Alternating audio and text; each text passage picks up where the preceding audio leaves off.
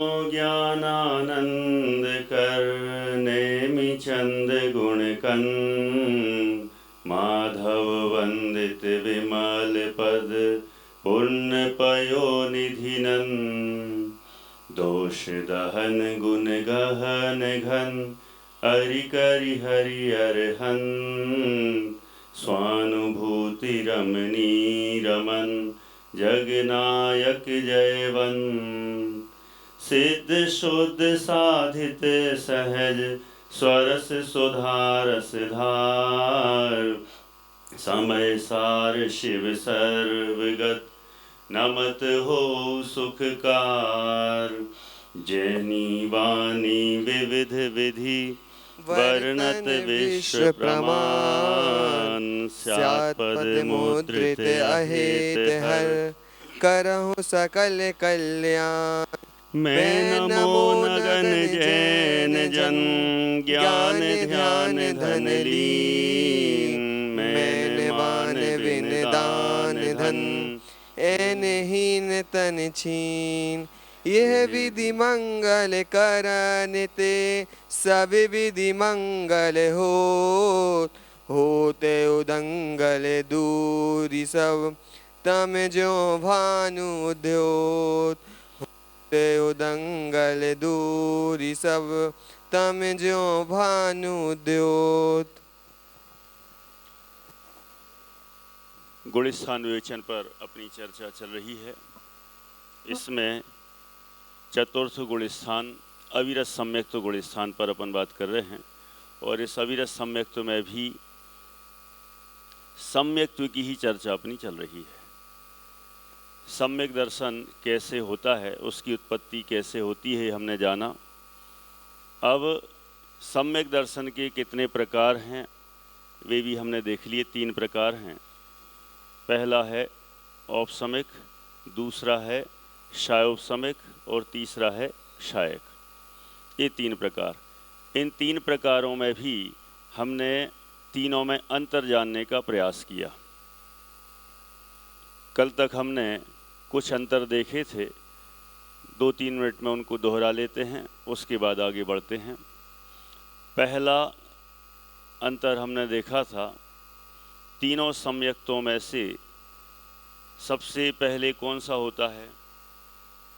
औपसमिक। ठीक है, ये तो एकदम पक्की हो गया होगा। दूसरे नंबर पर शायोपसमिक और तीसरे नंबर पर शायक। ये तीनों प्रकार के सम्यक दर्शन मोक्ष के लिए अनिवार्य हैं और ये तीनों ही जो जीव मोक्ष जाता है उनको तीनों ही होते ही हैं। कोई सोचे कि एक आध छोड़ के डायरेक्ट हम कोई 2 ले लें अथवा एक ही हो जाए उससे मोक्ष हो जाए, ऐसा नहीं चलेगा। औपसमिक भी चाहिए, शायोपसमिक भी चाहिए और शायक भी चाहिए। ये तीनों प्रकार के सम्यक दर्शन इस क्रम से। नंबर 2 पर हमने देखा था औपसमिक सम्यक्त में कितने करण परिणाम चाहिए? 3 करण परिणाम। कौन कौन से? अधाकरण, अपूर्वकरण और अनिवृत्तिकरण, ये 3। दूसरे नंबर का है शायोपसमिक सम्यक्त। उसमें कितने करण चाहिए? 2 ही चाहिए। कौन कौन से 2? अधाकरण और अपूर्वकरण। तीसरा है शायक सम्यक्त। इसमें कितने करण चाहिए? हाँ, 3 करण चाहिए, लेकिन इसमें भी 2 बार। देखो ये विशेषता है। अपन जब इसका स्वाध्याय नहीं किया था तो ये कहाँ ऐसा आइडिया था कि इसमें ऐसी भी विशेषताएं हैं। बस शायक सम्यक दर्शन होता है 7 प्रकृतियों के क्षय से, लेकिन इसमें ऐसी भी विशेषता है, ये हम जैसे जैसे स्वाध्याय करते हैं तो ख्याल में आती है। तीसरे अंतर पर अपन आते हैं। तीसरा हमने देखा था औपसमिक सम्यक्त 7 प्रकृतियों के उपसम से होता है। शायोपसमिक सम्यक्त 6 प्रकृतियों के क्षयोपसम से और 1 के उदय से। और शायक सम्यक्त्व सातों प्रकृतियों के क्षय से होता है। चौथा पॉइंट, औपसमिक सम्यक्त्व का उत्कृष्ट जघन्य काल कितना है? सामान्य रूप से अंतर्मुहूर्त ही है। शायोपसमिक सम्यक्त्व का जघन्य काल कितना? कहीं से 66 सागर भी आवाज आ रही है। जघन्य कितना? शायोपसमिक सम्यक्त्व का जघन्य काल अंतर्मुहूर्त, माने किसी जीव को शायोपसमिक सम्यक्त्व हो और अंतर्मुहूर्त ही टिके और छूट जाए, ऐसा भी हो सकता है। और किन्हीं जीवों को शायोपसमिक सम्यक्त्व एक बार प्रकट हो और लगातार बना रहे, तो कब तक बना रहेगा? 66 सागर तक बना रह सकता है।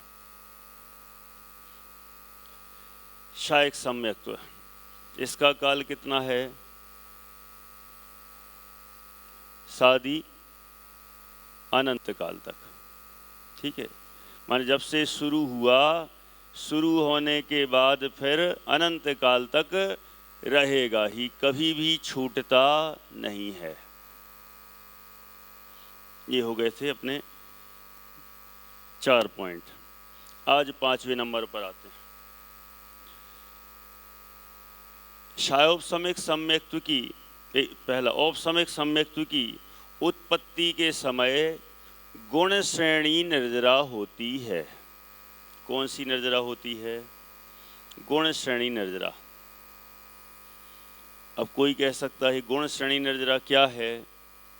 तत्वार सूत्र जिन्होंने पढ़ा होगा उसमें थोड़ा बहुत ख्याल हो कि गुण श्रेणी निर्जरा के जो स्थान कहे ना, वहाँ 10 पॉइंट बताए हैं कि सम्यक्त्व की उत्पत्ति, फिर उसके बाद देश संयम, फिर प्रमत्त व्रत, अप्रमत्त व्रत और शायक सम्यक्त्व आदि, ये सारी चर्चा वहाँ की है। तो यहाँ बता रहे हैं औपसमिक सम्यक्त्व की जब उत्पत्ति होती है उस समय इस जीव को गुण श्रेणी निर्जरा होती है। प्रश्न तो ये खड़ा होता है कि गुण श्रेणी निर्जरा का मतलब क्या है? राजेश जी भाई साहब, गुण श्रेणी निर्जरा देखो, एक तो होती है सामान्य निर्जरा। कौन सी निर्जरा? हमें कौन सी होती है? होती कि नहीं होती, पहले तो ये बताओ। कई लोग बोल रहे होती है। होती है क्या?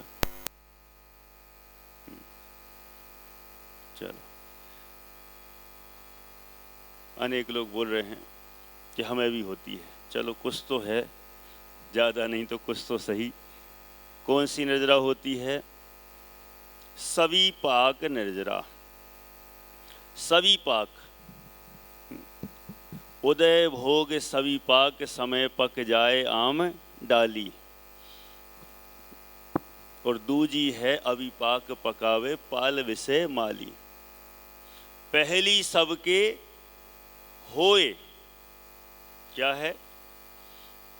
तो उसमें पंक्ति में तो ऐसा लिखा रहता है, पहली सबके होए नहीं कछु सरे काम तेरा। उसको पढ़ने से ऐसा लगता है पहली सबके होए नहीं है। तो बहुत सावधानी रखना पड़ेगी यहाँ, कहाँ अपन को रुकना है। पहले जब शुरू मोटानी साहब जब पढ़ते थे तो ऐसे ही ख्याल में आता था, पहली सबके होए नहीं कछु सरे काम तेरा, दूजी करे जो उद्यम करके मिटे जगत फेरा। लेकिन वहाँ क्या, कहाँ रुकना है अपन को? पहली सबके होए नहीं कछु सरे काम तेरा। ऐसा पहली सबके होए, पहली तो सबके होती है, ज्ञानी के भी होती है और अज्ञानी के भी होती है। कौन सी निर्जरा? सविपाक निर्जरा। हम सभी को हर समय निर्जरा हो रही है। कर्मों की निर्जरा हर समय होती है। कोई कहे ऐसे कैसे हो रही, हम तो कुछ कर ही नहीं रहे। कुछ नहीं कर रहे। कर्मों के उदय को भोग रहे कि नहीं भोग रहे? भोग रहे नितिन भाई, कर्म का उदय आता है, हम उसको भोग रहे हैं और भोग कर वो खिर जाती है। तो ये भी तो निर्जरा ही है, और यही निर्जरा है दिलीप भाई, और कोई अलग से पुरुषार्थ नहीं हो रहा है यहाँ। हर एक के, जितने भी हम यहाँ बैठे हैं, किसी को किसी प्रकार की, किसी को किसी प्रकार की, किसी को साता वेदनी की, किसी को असाता वेदनी का, अनेक वैरायटी के कर्मों के उदय आते हैं। कर्मों के उदय आकर फल देते हैं और फल देकर खिर जाते हैं, यही निर्जरा हो रही है। लेकिन इसमें क्या बोल दिया, पहली सबके होए होए नहीं कछु सरे काम तेरा, इससे तुम्हारा कुछ भी काम सरने वाला नहीं, काम कुछ भी होने वाला नहीं है। तो फिर किससे काम होगा? दूजी करे जो उद्यम, दूजी यदि करता है, उद्यम मन पुरुषार्थ पूर्वक करता है, तो मिटे जगत फेरा, तो जगत का फेरा मिटता है। कौन सी निर्जरा उसको कहते हैं? अविपाक निर्जरा। एक तो सविपाक होगी, अविपाक हो गई। अब यहाँ अपन बात कर रहे हैं, ये थोड़ी सी अलग है। एक और किसी ने सुनी होगी निर्जरा, कौन सी? चलो, सकाम निर्जरा। ये सकाम निर्जरा क्या होती है? जो अविपाक निर्जरा है ना, वो अविपाक ही सकाम निर्जरा है ना? ठीक है, वो तो सकाम और अविपाक एक हो गई। एक और सुनी है सबने, कौन सी? अकाम निर्जरा। ये क्या होती है? अपन भी करते हैं कभी कभी, करते कि नहीं करते? वैसे आजकल सुविधाएं इतनी हो गई हैं कि कम ही लोग करते हैं। जैसे सभी, कभी कभी ऐसा नहीं हो जाता कि सुबह का कार्यक्रम लंबा चल गया, हो जाता कभी कभी, माने दादा का प्रवचन हुआ, उसके बाद और एक कोई कार्यक्रम हुआ, और वो 12, साढ़े 12, 1 बजे जा रहे हैं, और भूख लगी है बहुत ज़ोर से, कार्यक्रम समाप्त तो हो ही नहीं रहा, बैठे हैं आधा घंटा 1 घंटा तक सहे ही जा रहे हैं। लेकिन वो सहना भी कैसा हो रहा है? ठीक है, शांत भाव से, आकुलता व्याकुलता नहीं, लेकिन मजबूरी में सहन कर रहे, कार्यक्रम ख़त्म नहीं हो रहा है। तो वो जो सहन करना होता है मजबूरी में भी शांत भाव से सहन करना, उसको कहते हैं सकाम निर्जरा। है? ये तो यहाँ का उदाहरण दिया। ऐसा कहीं पर भी जहाँ जहाँ हम मजबूरी में जिस चीज़ को सहन कर लेते हैं, तकलीफ़ों को, भूख को, प्यास को, और भी अनेक प्रकार के कष्ट को जो हम सह लेते हैं, उससे अब अकाम निर्जरा हो जाती है। तो जो विशिष्ट प्रकार की अकाम निर्जरा अनेक प्रकार से ऐसी भी करते हैं, इससे भी कोई खास फायदा होने वाला नहीं है, क्योंकि इससे भी ज़्यादा से ज़्यादा होता है तो क्या होता है? कभी अकाम निर्जरा करें, भवनत्रिक में सुरतन धरें। भवनत्रिक में चले जाएंगे, भवनवासी व्यंतर अथवा ज्योतिषी हो जाते हैं, तो वे भी देव भी क्या हैं? निम्न जाति के हैं, उसमें भी कोई लाभ होता नहीं है। ये सब हो गई, अपन ने देख लिया। सविपाक निर्जरा हो गई, अविपाक निर्जरा, अविपाक को ही सकाम निर्जरा कहते हैं। एक हो गई ये अकाम निर्जरा। अब यहाँ एक और नई टाइप की आ गई, कौन सी राजन जी? कौन सी आ गई? गुण श्रेणी निर्जरा। ये भी एक गुण श्रेणी निर्जरा। ये गुण श्रेणी निर्जरा क्या होती है? गुणाकार रूप से, गुणाकार रूप से जो निर्जरा हो उसको गुण श्रेणी निर्जरा कहते हैं। ये गुणाकार रूप से मतलब क्या? पहले समय में असंख्यात गुणी निर्जरा हुई। कितनी निर्जरा? असंख्यात गुणी। अगले समय में, मोटा नहीं साहब, अगले समय में फिर से असंख्यात गुणी नहीं होगी, अगले समय में असंख्यात का स्क्वायर, यानी असंख्यात गुणित असंख्यात होगी। फिर तीसरे समय में असंख्यात गुणित असंख्यात गुणित असंख्यात, असंख्यात का क्यू, घन। इतनी निर्जरा। ऐसे हर समय ऐसी जो गुणाकार रूप से निर्जरा होती है उसको गुण श्रेणी निर्जरा कहते हैं। तो जब औपसमिक सम्यक्त होता है उस समय इस जीव के असंख्यात गुण श्रेणी रूप, कौन सी? गुण श्रेणी रूप निर्जरा होती है। माने हर समय असंख्यात गुणा असंख्यात बढ़ती चली जाती है। ऐसी निर्जरा औपसमिक सम्यक्त्व की उत्पत्ति के काल में कही गई है। ठीक है, हाँ ऐसा कह सकते हैं। जैसे 2 के 4, 4 के 8, 8 के 16। एक सेकंड, ऐसा नहीं होगा। हाँ 2 के 4, फिर 4 पे हाँ 16, फिर 16 64, ऐसा बढ़ेगा। हाँ 16 के 256, माने इस तरह से बढ़ती चली जाए, ऐसी होती है गुण श्रेणी निर्जरा। ये औपसमिक सम्यक्त्व के काल में होती है। लेकिन दूसरे नंबर का है कौन सा राजेश जी? शायोपसमिक सम्यक्त्व। शायोपसमिक सम्यक्त्व के काल में गुण श्रेणी निर्जरा नहीं होती। कई लोग ऐसा सोचते हैं कि कोई भी सम्यक्त्व हो, सभी सम्यक्त्वों में गुण श्रेणी निर्जरा है। ऐसा हम भी पहले समझते थे, लेकिन जब देखा लब्धि सारादि अन्य ग्रंथों में देखा तो वहाँ स्पष्ट लिखा हुआ है शायोपसमिक सम्यक्त्व में गुण श्रेणी निर्जरा नहीं होती है। उसके पीछे कारण भी दिया। क्या कारण है हमें पक्का ध्यान में रहे इसके लिए। शायोपसमिक सम्यक्त्व में 2 ही करण होते हैं और 2 करण वालों की गुण श्रेणी निर्जरा नहीं होती है। जिनके 3 करण हुए हों तो औपसमिक सम्यक्त्व वाले के 3 करण हुए, 3 करण पूर्वक औपसमिक सम्यक्त्व हुआ है, इसलिए उनके गुण श्रेणी निर्जरा कही गई है। लेकिन शायोपसमिक सम्यक्त्व वालों की गुण श्रेणी निर्जरा नहीं कही। क्या आवाज नहीं आई? मन सहित है, मल हाँ ऐसा भी कह सकते हैं। एक ये लॉजिक भी है कि जो शायोपसमिक सम्यक्त्व है वह मलिन है, इस कारण से भी उसके गुण श्रेणी रूप निर्जरा नहीं होती। अब तीसरा शायक सम्यक्त्व। शायक सम्यक्त्व होने पर प्रति समय गुण श्रेणी निर्जरा होती रहती है। ऐसा है, माने औपसमिक सम्यक्त्व में उत्पत्ति के काल में, शायोपसमिक सम्यक्त्व में नहीं होती और शायक सम्यक्त्व में प्रति समय होती है। अगला बिंदु आते हैं अपन।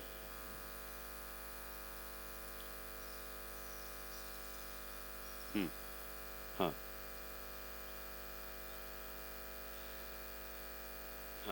इनका कहना है जब शायक सम्यक्त्व जब हुआ तो शायक सम्यक्त्व में 2 बार 3 करण हुए, तो 2 बार 3 करण में पहले वाले 3 करण से असंख्यात गुण श्रेणी रूप से हुई कि दूसरे वाले से? पहले वाले से ही हो गई, क्योंकि 3 करण जहाँ हो जाएं वहीं से गुण श्रेणी निर्जरा शुरू हो जाती है। बहुत अच्छा। तो क्या हुआ, शायक के लिए पूरा आधा काम तो हो ही गया और लगातार पुरुषार्थ तीव्र गति से चल रहा है। 3 करण चाहिए मैन कंपलसरी, वो वहाँ हो चुके हैं। और उसके पीछे एक और कारण बताता हूँ आपको। प्रश्न सबको ख्याल में आ गया होगा, फिर भी प्रश्न में दोहराता हूँ। आपका कहना है कि शायक सम्यक्त्व के लिए 2 बार 3 करण होते हैं, तो पहले वाले 3 करण से गुण श्रेणी निर्जरा चालू होगी कि दूसरे वाले 3 करण से? क्योंकि पहले वाले जो 3 करण हुए हैं वहाँ तो शायक सम्यक्त्व अभी हुआ ही नहीं, कंप्लीट कहाँ हुआ। शायक सम्यक्त्व कब कंप्लीट होगा? जब दूसरे वाले 3 करण हो जाएंगे तब कंप्लीट होगा। तो गुण श्रेणी निर्जरा कहाँ से? पहले वाले से ही। क्यों? क्योंकि पहले वाले में अनंतानुबंधी की विसंयोजना हुई है और अनंतानुबंधी की विसंयोजना के काल में भी गुण श्रेणी निर्जरा कही गई है। ठीक है, इस अपेक्षा से समझिए। अगले बिंदु पर आते हैं। हाँ,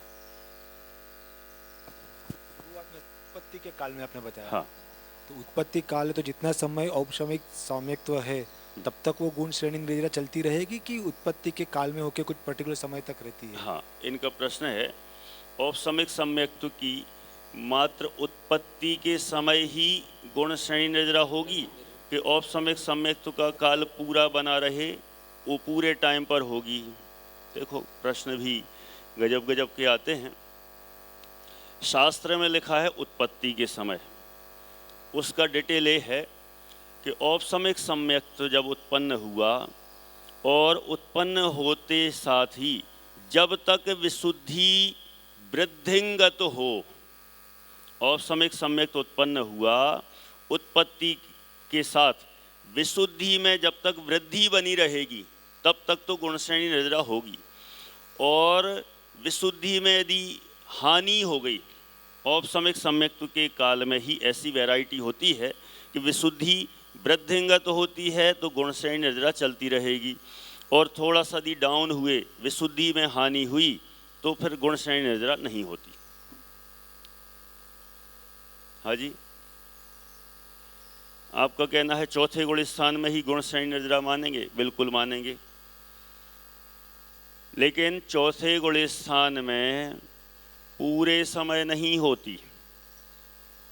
ठीक है, ये सम्यक्त्व की उत्पत्ति के काल में नियम जानना। छठवां पॉइंट, औपसमिक सम्यक्त्व यह प्रथमोपसम की अपेक्षा मात्र मिथ्या दृष्टियों को ही होता है। औपसमिक सम्यक्त्व किसकी अपेक्षा कह रहे हैं? प्रथमोपसम की अपेक्षा मात्र मिथ्या दृष्टियों को ही होता है। कोई कहेगा ये प्रथमोपसम क्या होता है? पता होगा ना सबको, क्या होता है प्रथमोपसम? उपसम सम्यक्त्व के कितने भेद होते हैं? अरे मैं तो सोचा था सबको पता होगा। नहीं, दो चार लोग ही बोल रहे हैं, इसलिए थोड़ा बताना पड़ेगा। औपसमिक सम्यक्त्व के दो भेद कहे गए हैं। कितने भेद? दो भेद। कौन से दो भेद? नर्सरी का भी बच्चा बता सकता है। पहला प्रथमोपसम, दूसरा द्वितीयोपसम। क्या बढ़िया भेद हैं। कभी कभी तो ऐसा लगता है ऐसे ही सबके भेद होते ना तो कितना मजा। पहला भेद प्रथमोपसम, दूसरा भेद द्वितीयोपसम, तीसरा होता तो कितना बढ़िया। इसके दो भेद, पहले को प्रथमोपसम कहा, दूसरे को द्वितीयोपसम। लेकिन कई बार लोग इसकी परिभाषा में कंफ्यूज हो जाते हैं। क्या समझते हैं? जो पहली बार होगा सो प्रथमोपसम और दूसरी बार हो सो द्वितीयोपसम। कई लोग ऐसा समझते हैं सतीश जी, लेकिन ऐसा नहीं है। ऐसा नहीं है। तो फिर कैसा है? पहली बार हो उसका नाम प्रथमोपसम, ऐसा नहीं। मिथ्यात्व का अभाव करके जो औपसमिक सम्यक्त्व होता है उसको प्रथमोपसम सम्यक्त्व कहते हैं। ठीक है, किसको प्रथमोपसम कहा? डॉक्टर साहब, मिथ्यात्व का अभाव करके जो औपसमिक सम्यक्त्व हो उसका नाम प्रथमोपसम सम्यक्त्व है।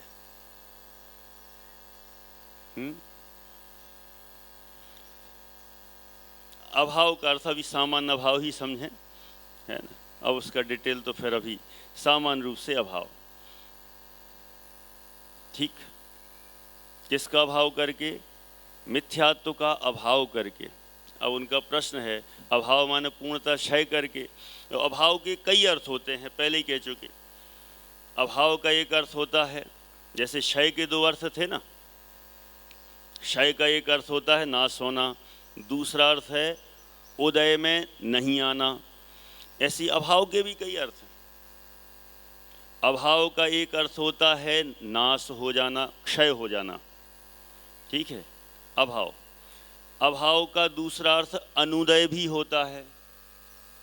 अभाव का अर्थ क्या होता है? अनुदय भी होता है। तो यहाँ जो मिथ्यात्व का अभाव कह रहे हैं ये अनुदय के अर्थ में। ठीक है, चलो। तो अभी क्या बात चल रही अपनी? प्रथमोपसम किसको कहते हैं? मिथ्यात्व का अभाव करके जो औपसमिक सम्यक्त हो उसको प्रथमोपसम सम्यक्त कहते हैं। ऐसा कहें सीधी बात, मिथ्या दृष्टि को जो औपसमिक सम्यक्त होता है उसका नाम प्रथमोपसम है, ठीक। और द्वितीयोपसम, सम्यक दृष्टि को जो औपसमिक सम्यक्त हो उसका नाम द्वितीयोपसम सम्यक्त। किसको? अटपटा सा लग रहा हुआ है ना। सम्यक दृष्टि को सम्यक्त हो सकता है कि नहीं हो सकता? सम्यक दृष्टि को भी सम्यक्त,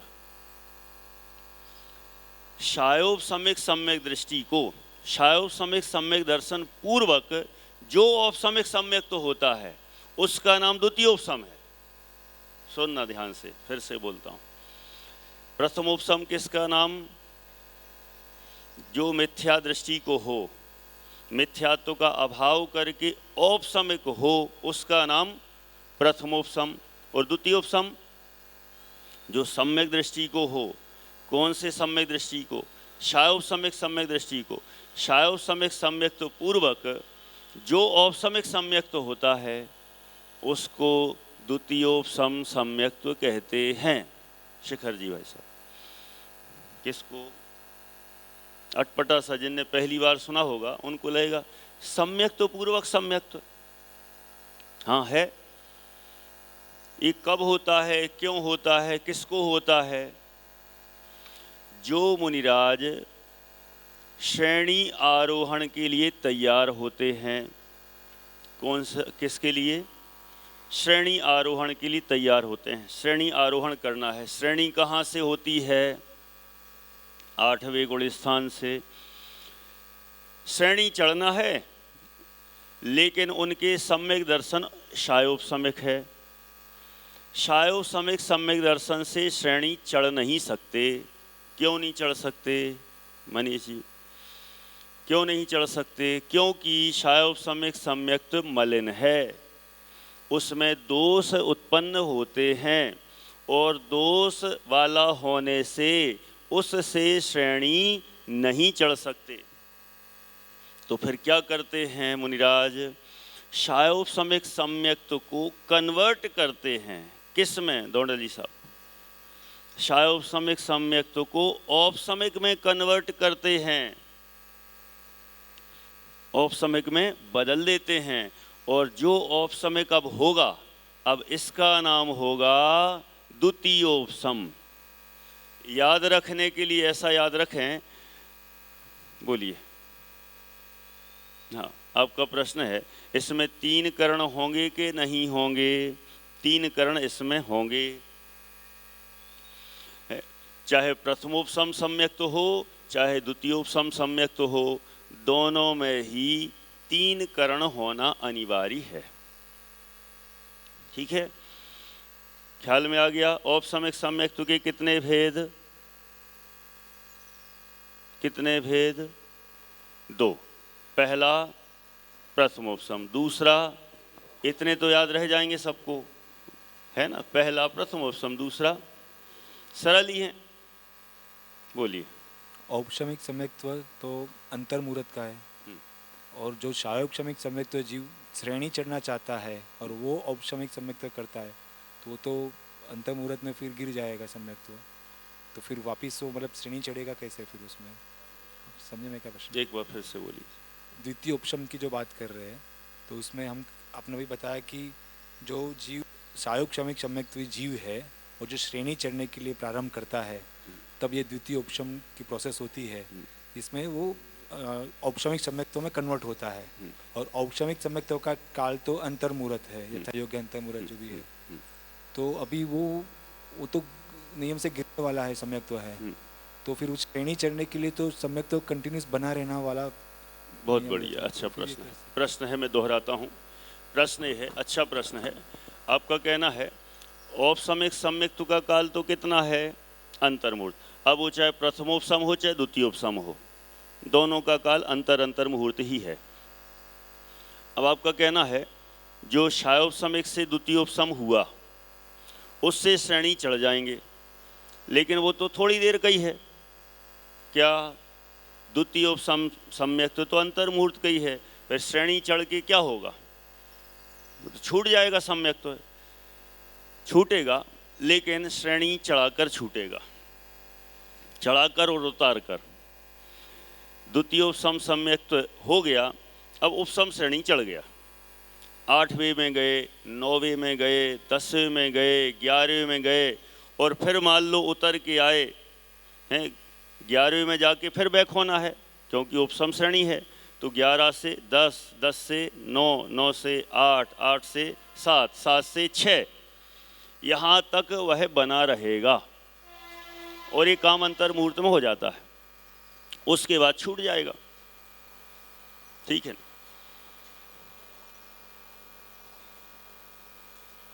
माइक। हाँ, मतलब ये जो द्वितीय उपशम वाला जो जीव है, क्षायोग शमिक से औपशमिक होता है, वो जो श्रेणी चढ़ता है वो उपशम श्रेणी ही चढ़ सकता है। हाँ बिल्कुल। जो क्षायोपशमिक से जिसने औपशमिक अर्थात द्वितीयोपशम सम्यक्त प्राप्त किया है, यदि वह श्रेणी चढ़ेगा तो उपशम श्रेणी ही चढ़ सकता है, शपक श्रेणी नहीं चढ़ सकता। ठीक,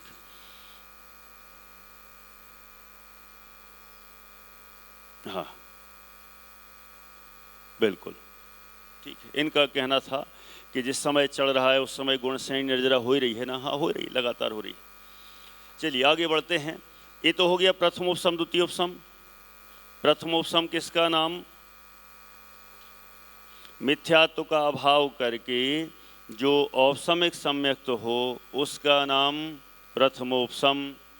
द्वितीयोपसम क्षायोपशमिक सम्यक्त से जो औपसमिक सम्यक्त हो उसका नाम द्वितीयोपसम। तो यहाँ अपनी बात चल रही है, क्या चीज?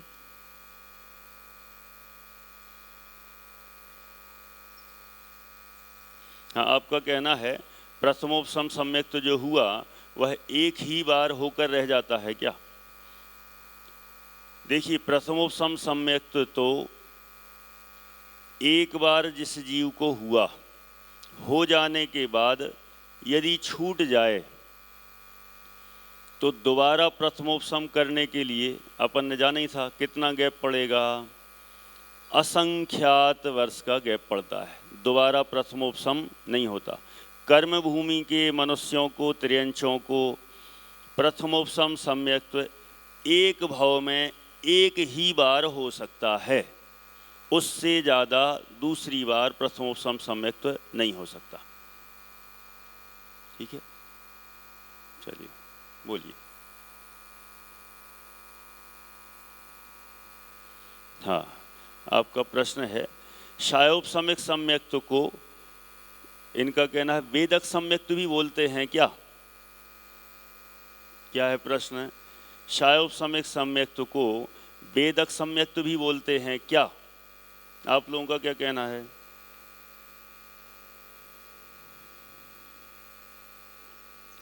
ऐसा कुछ है? हाँ, क्षायोपशमिक सम्यक्त को वेदक सम्यक्त भी बोलते हैं। क्यों और कैसे, उसका जवाब। क्षायोपशमिक सम्यक्त में हमने 3 कंडीशन देखी थी दिलीप भाई, 3 कंडीशन देखी। पहली कौन सी थी? उदयाभावी क्षय, दूसरी सदवस्था रूप उपसम और तीसरी उदय। तो पहली क्षय, दूसरी उपसम, तो इन दोनों कंडीशन की तरफ से देखते हैं क्षय उपसम, इसकी तरफ से देखते हैं तो उस सम्यक्त्व का नाम है क्षयोपसम। क्षयोपसम। और सम्यक्त प्रकृति की ओर से देखते हैं तो सम्यक्त प्रकृति का उदय है। उदय है माने सम्यक्त प्रकृति का वेदन कर रहा है, सम्यक्त प्रकृति को भोग रहा है। इस कारण से इसकी तरफ से उसी सम्यक्त को देखते हैं तो उसी सम्यक्त का नाम वेदक सम्यक्त पड़ जाता है। ठीक है, वेदक माने सम्यक्त प्रकृति का वेदन कर रहा है, तो उस तरफ से देखेंगे तो वही सम्यक्त वेदक है। और यदि हम क्षय और उपसम की तरफ से देखेंगे तो उसी सम्यक्त का नाम क्षयोपसम है। ठीक है, चलो आगे बढ़ें, बोलिए।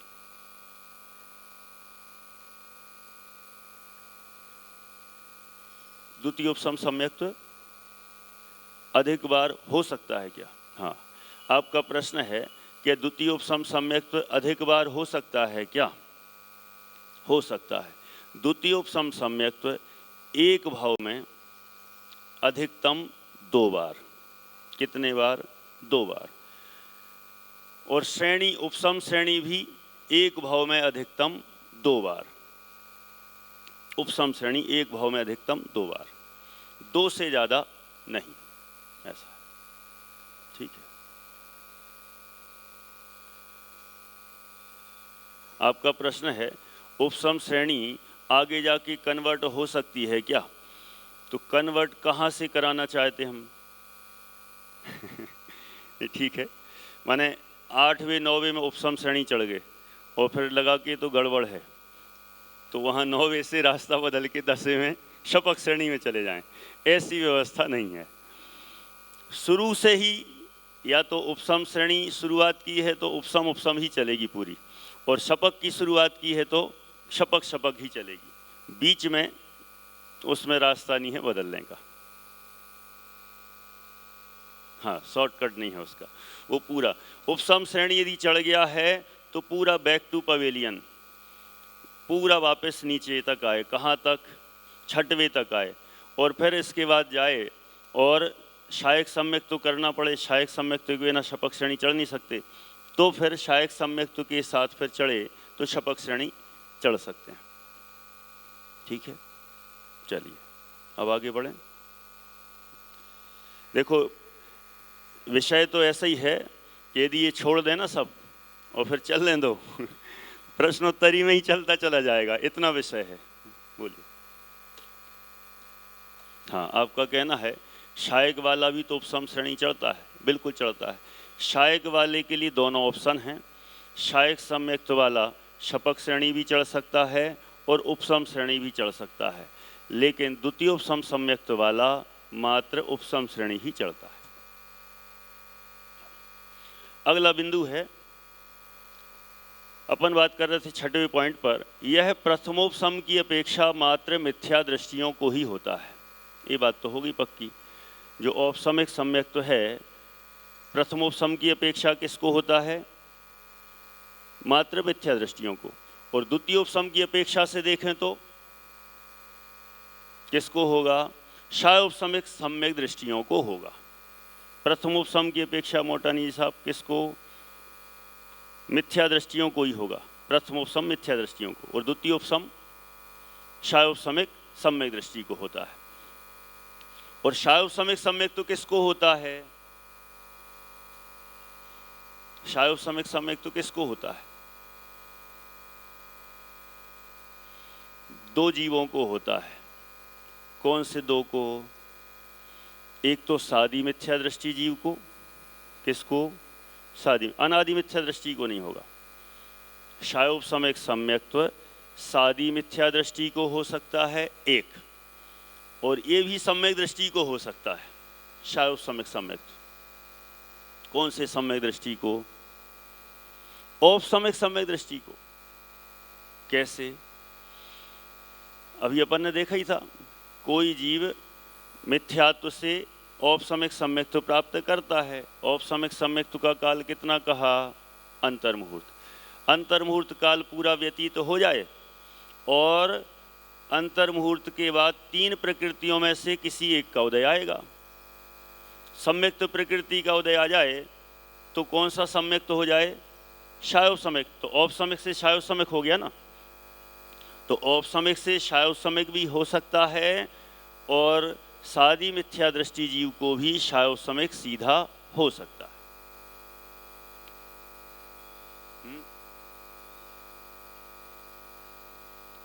अच्छे से आवाज नहीं आई, क्या बोले?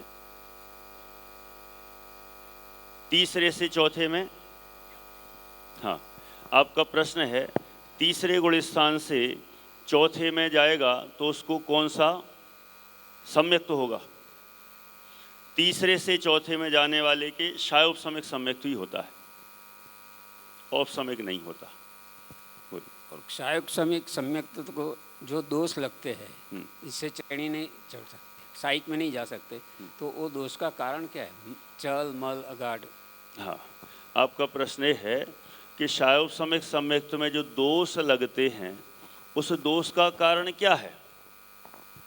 दोष का कारण है सम्यक्त प्रकृति का उदय। कौन सी प्रकृति का उदय? सम्यक्त प्रकृति का उदय। सम्यक्त प्रकृति किसका भेद है? दर्शन मोहिनी का भेद है ना। तो दर्शन मोहिनी का अंश भी बुराई है ना।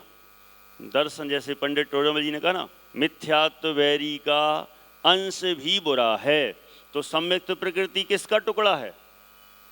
दर्शन मोह का ही तो हिस्सा है वो। इसलिए जब तक सम्यक्त प्रकृति मौजूद है तब तक दोष लगते हैं, इसी लगते हैं। अगला पॉइंट, शायक सम्यक्त्व किसको होता है? मिथ्या दृष्टि को होता है या नहीं? फिर से प्रश्न, पीछे वाले अब बताएंगे। आज हवा का लाभ ले रहे कि नहीं ले रहे आप लोग? कल तो फंस गए थे, है ना, और लाइट और चली गई। लेकिन कल ज़्यादा मज़ा आ रहा था, मुझे भी मज़ा आ रहा था। सब सामने से देखते थे ना, पास पास। अभी ऐसा लगता है बिखर से गए, दूर दूर चले गए सब। क्या प्रश्न है? शायक सम्यक्त्व मिथ्या दृष्टियों को हो सकता है कि नहीं? देखो, पूछ वहां से रहे, आवाज यहां से आ रही। मिथ्या दृष्टियों को हो सकता है कि नहीं? तो आवाज करके बता दो थोड़ा सा। नहीं हो सकता ना। मिथ्या दृष्टियों को शायक सम्यक्त्व नहीं हो सकता। तो किसको होता है? शायोपसमिक सम्यक दृष्टियों को, मात्र शायोपसमिक सम्यक दृष्टियों को ही शायक सम्यक्त्व हो सकता है। औपसमिक वालों को भी नहीं। एक कल अपन ने चर्चा कर ली थी, ठीक है। इस पॉइंट को मैं फिर से दोहराता हूं। प्रथमोपसम किसको होता है औपसमिक में? प्रथमोपसम मिथ्या दृष्टि को, द्वितीयोपसम शायोपसमिक सम्यक दृष्टि को। फिर शायोपसमिक सम्यक तो किसको? एक तो सादी मिथ्या दृष्टि को, दूसरा औपसमिक सम्यक दृष्टि को। शायक सम्यक तो किसको? मात्र शायोपसमिक सम्यक दृष्टि को ही शायक सम्यक तो होता है। बोलिए। जिसने द्वितीय सम्यक प्राप्त किया औपसमिक वाले ने, फिर वो करके शायक करे। इनका प्रश्न है, जो शायक सम्यक तो प्राप्त करेगा तो जिसने द्वितीयोपसम किया है द्वितीयोपसम वाला ही करेगा क्या? ऐसा ही है ना प्रश्न।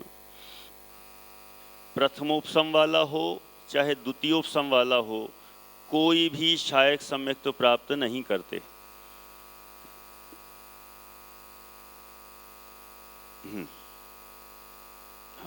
इनका कहना ऐसा है। और आगे प्रश्न बढ़ाया कि जो शायोपसमिक वाले ने द्वितीयोपसम किया था, फिर वो द्वितीयोपसम करके फिर शायोपसमिक में आए, फिर शायक करे, ऐसा अनिवार्य है क्या?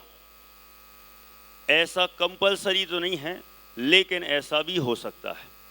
द्वितीयोपसम से शायोपसमिक हो और फिर शायक हो जाए, अथवा प्रथमोपसम से शायोपसमिक हो फिर शायक हो जाए, अथवा मिथ्यात्व से शायोपसमिक हो फिर शायक हो जाए।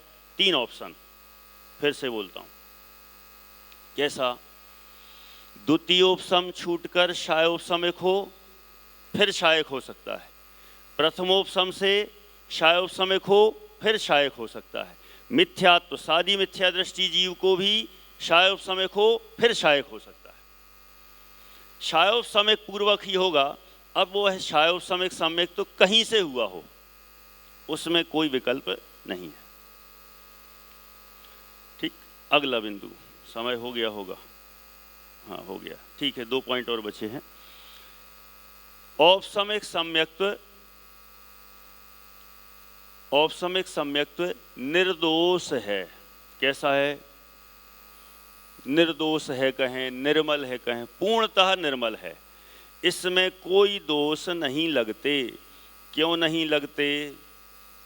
अश्विनी जी, क्योंकि इसमें दर्शन मोहि के तीनों टुकड़े दबे हुए हैं, सरल भाषा में समझें सोए हुए हैं, और दूसरी सरल भाषा में बेहोश पड़े हुए हैं।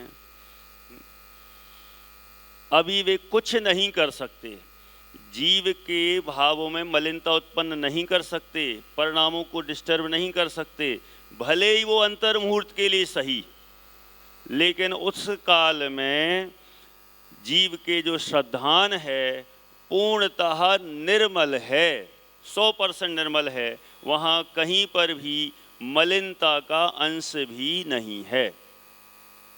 तो औपसमिक सम्यक तो निर्मल है, शायोपसमिक सम्यक तो समल है, मलिनता है, उसमें दोष लगते हैं। ठीक है, और दोष क्यों लगते हैं बता ही दिया, सम्यक्त प्रकृति के उदय के कारण से दोष लगते हैं। ठीक है, दोष नाम सुने भी होंगे, वो चलमा लगाड़ वगैरह, माने सामान्य रूप से स्थूल रूप से ऐसा उसके भाव आ जाता है कभी कि ये गोमठ सार जीव कांड में इन सारी इनकी व्याख्या की गई है कि जैसे उसको भाव आ जाए कि ये मंदिर मैंने बनवाया तो ये मंदिर किसका है, मेरा। ये वेदी पर प्रतिमा जी विराजमान कराई तो ये प्रतिमा जी किसकी है, मेरी है। ऐसा भाव आ जाता है। देखो मिथ्या दृष्टियों को ऐसा भाव आना तो सहज है, देखो ये भी सहजता है। क्या सहज है? मिथ्या दृष्टियों को ऐसा भाव आना, भूमि का अनुसार ऐसा भाव आना तो सहज है कि ये प्रतिमा जी किसकी है, मेरी। जैसे यहाँ जितने भी बैठे ना, इनमें से यदि किसी ने यहाँ कोई प्रतिमा जी विराजमान कराई होगी तो जब उस प्रतिमा जी को देखते हैं तो एक अलग टाइप का ख्याल आता है ना, भाव। ये प्रतिमा जी, भले ही वो 25 प्रतिमा जी हों और उनमें एक छोटी सी साइड में रखी हुई हो, तो सबसे पहले ये वाली, और साथ में रिश्तेदार आए होंगे मोटानी जी साहब, तो क्या करें, ये जो है ना प्रतिमा जी, उनमें जो वो साइड में रखी ना बिल्कुल, वो वाली किसकी, मेरी। ऐसा भाव बताने का भाव आता है। तो देखो मिथ्या दृष्टियों को तो ऐसा भाव आता है भूमि का अनुसार, लेकिन शायोपसमिक सम्यक दृष्टि को भी ऐसा भाव अल्पकाल के लिए आ जाता है, ऐसा भी हो जाता है। माने उसको ऐसा भाव कि प्रतिमा जी मेरी है। अरे तो छोड़ो, कदाचित ऐसा भाव भी आ जाता है, शांतिनाथ भगवान शांति के करता हैं, जबकि देखा जाए ऐसी मान्यता होना ही नहीं चाहिए, लेकिन उस समय वो सम्यक्त प्रकृति का उदय है ना, वो दोष कहीं ना कहीं तो अपना एग्जिस्टेंस, अपने अस्तित्व को बताएगा कि मैं हूँ, संभल के रहना है, मैं हूँ, तो कहीं ना कहीं वो दोष लगते हैं। माने ऐसा ही भाव आ जाता है। पार्श्वनाथ भगवान रक्षा करने वाले हैं, ऐसा कुछ अल्प स्वल्प समय के लिए विकल्प आता है, चला जाता है। मिथ्या दृष्टियों को तो ऐसे विकल्प बने ही रहते हैं।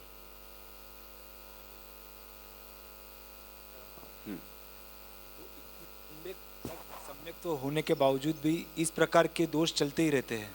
हाँ। एक प्रकार स्वाध्यायी जीव रहे, मतलब सम्यक दर्शी जीव है तो उसके उतना तो मतलब चिंतन चलता रहता है, स्वाध्याय चलता रहता है। हाँ। फिर भी इतने लंबे काल तक इस तरह के परिणाम कुछ ना कुछ स्वरूप से चलते ही रहते बने रहते हैं। आपका प्रश्न है शायोपसमिक सम्यक्त्व का उत्कृष्ट काल 66 सागर, तो उसके सम्यक्त प्रकृति का तो उदय हमेशा चलना है, तो उसके इस तरह के दोष लगते रहेंगे क्या?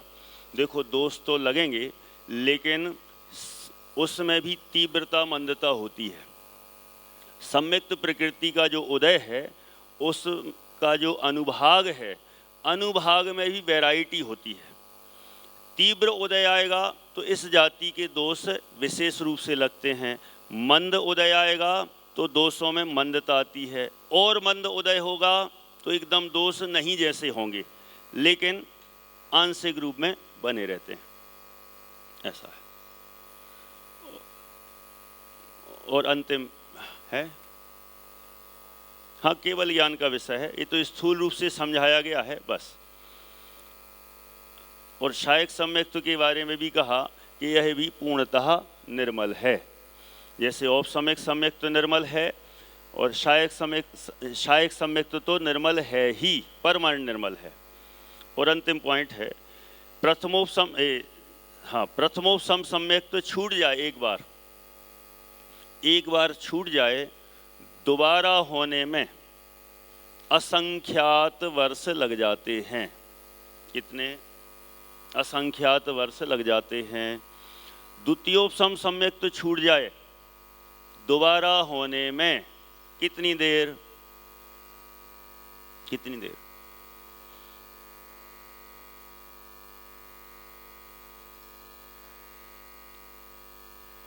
प्रश्न तो मेरा है? पहले मेरे प्रश्न का जवाब दो, फिर आपके प्रश्न का देता हूं। अभी करूंगा, है ना? क्या है प्रश्न? द्वितीयोपसम सम्यक्त छूट जाए। देखो, प्रथमोपसम एक बार छूटा तो दोबारा प्रथमोपसम होने में असंख्यात वर्ष, लेकिन द्वितीयोपसम छूटा तो दोबारा द्वितीयोपसम होने में मात्र अंतर्मुहूर्त लगता है, उससे ज्यादा नहीं। ठीक, अब बोलिए।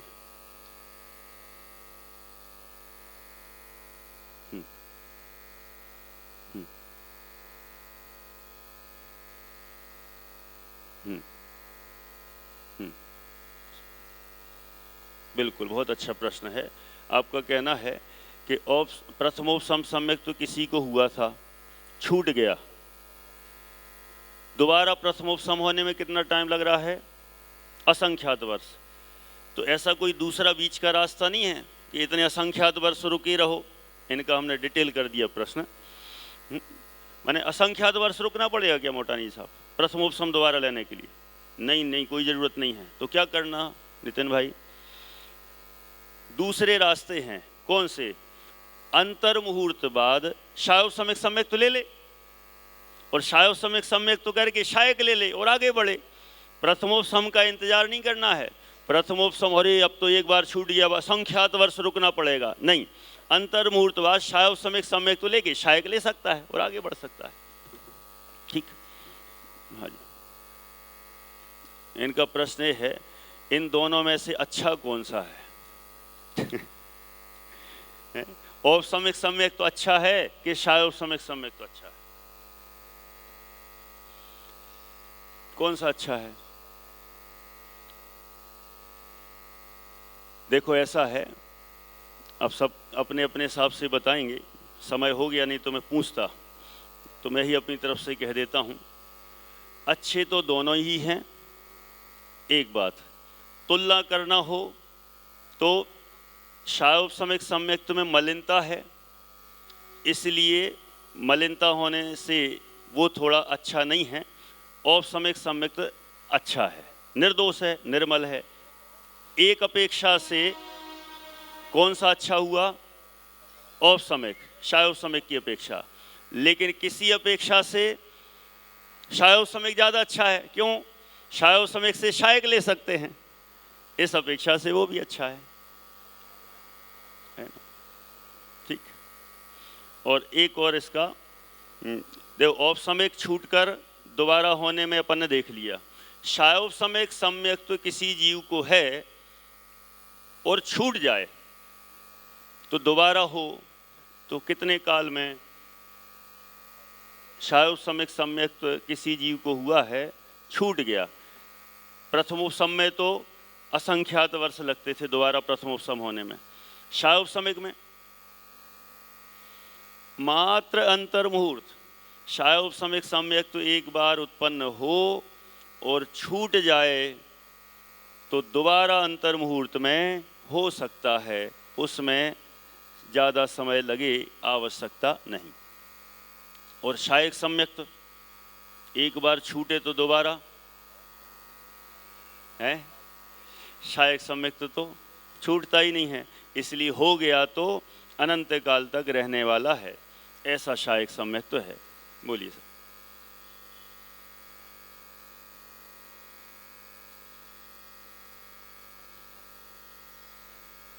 कौन सा? शायोपसमिक?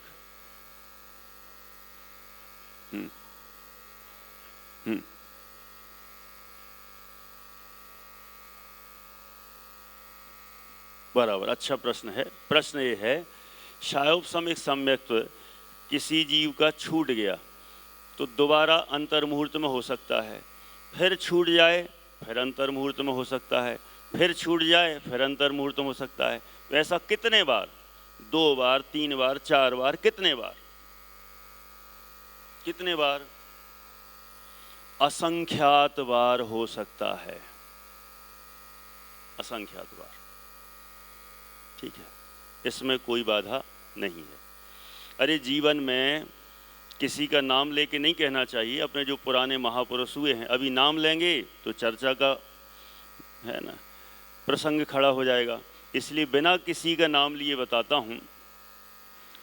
प्राचीन समय के अभी के ले लें अपन से, जो भी जिन को हम सम्यक दृष्टि मानते हैं। शायक सम्यक्त्व तो उनको था नहीं, क्योंकि शायक सम्यक्त्व तो अभी होता नहीं। कौन सा होगा? औपसमिक और फिर शायोपसमिक। तो औपसमिक तो अंतर्मुहूर्त का था, फिर शायोपसमिक हो गया। शायोपसमिक हो जाने के बाद उनका सम्यक्त्व लगातार बना ही रहे इसकी गारंटी नहीं है। बना भी रह सकता है और जब चाहे छूट जाए। सुबह हो गया, शाम को छूट गया, फिर अगले दिन हो गया, फिर छूट गया, फिर हो गया, फिर छूट गया, ऐसा भी हो सकता है। इसमें कोई बाधा नहीं है। ठीक है,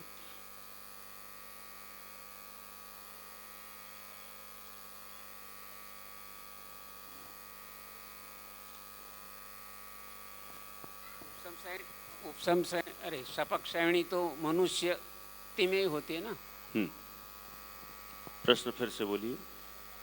औपसमिक सम्यक्त्व और शायोपशमिक सम्यक्त्व मनुष्य नहीं गति में होती है, लेकिन औपसमिक और शायोपसमिक तो चारों गतियों में, और शायिक सम्यक्त्व जो है वो मनुष्य गति में ही होता है। अच्छा प्रश्न है आपका। प्रश्न है कि औपसमिक और शायोपसमिक सम्यक्त्व तो चारों ही गतियों में हो सकता है। बिल्कुल सही। शायक सम्यक्त्व मात्र मनुष्य गति में ही होता है, ऐसा आपने कहा। शायक सम्यक्त्व भी चारों ही गतियों में हो सकता है। Condition applied. ठीक है, पूरा सुन लें, है ना। शायक सम्यक्त्व भी चारों ही गतियों में हो सकता है। कैसे हो सकता है? समापन की अपेक्षा, पूर्णता की अपेक्षा। शुरुआत यदि होगी शायक सम्यक्त्व की तो कर्म भूमि के मनुष्य के ही शायक सम्यक्त्व की शुरुआत होती है। लेकिन शुरुआत हो गई, प्रोसेस के काल में यदि किसी जीव का मरण हो जाए और मरण होने के बाद किसी भी गति में जाए, जिसने मिथ्यात्व अवस्था में जिस आयु का बंद कर रखा था, चाहे वो मनुष्य का हो, तिर्यंश का हो, देव का हो, नरक का हो, बंद कर रखा था, और फिर यदि वह शायक सम्यक्त्व प्रोसेस के काल में यदि मरण हुआ तो जहाँ भी जाएगा वहाँ उस गति में वह पूरा करता है। इस अपेक्षा से, पूर्णता की अपेक्षा से शायक सम्यक्त्व चारों गतियों में उत्पन्न होता है। प्रारंभ स्टार्टिंग की अपेक्षा से शायक सम्यक्त्व एकमात्र मनुष्य गति में, वो भी कर्मभूमि के मनुष्य को ही शुरुआत होती है। ठीक है, चलिए। हाँ, आपका प्रश्न है भोग भूमि के त्रियंच को। हाँ, त्रियंचों में होगा तो मात्र भोग भूमि के त्रियंचों को। मनुष्य में भी होगा यदि मरण हुआ तो भोग भूमि के मनुष्य को, और यही पूरा हो जाए तो कर्म भूमि के मनुष्य को। चलिए पूरा करते हैं। हाँ बोलिए।